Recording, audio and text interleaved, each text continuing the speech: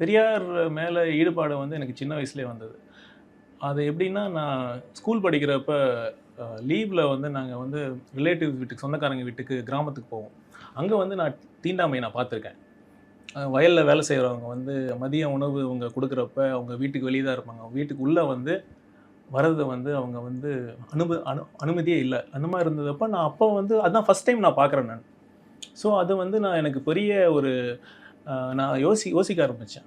But பெரியார படிக்கிறப்ப தான் அவர் ஒரு சயின்டிஃபிக்கான அதுக்கு ஒரு ஒரு எக்ஸ்ப்ளனேஷன் அவர் வந்து குடுத்துருக்காரு. இந்த தீண்டாமைக்கு பின்னாடி இருக்கிறது சாதி. சாதிக்கு பின்னாடி இருக்கிறது மதம். மதத்துக்கு அடிப்படையா இருக்கிறது அந்த கடவுள். அப்படிங்கிறப்ப வந்து சரி சாதிய எதிர்க்கலாம், மதத்த எதிர்க்கலாம்.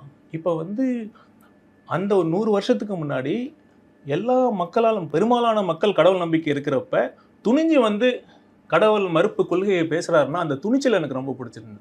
அது மட்டும் இல்ல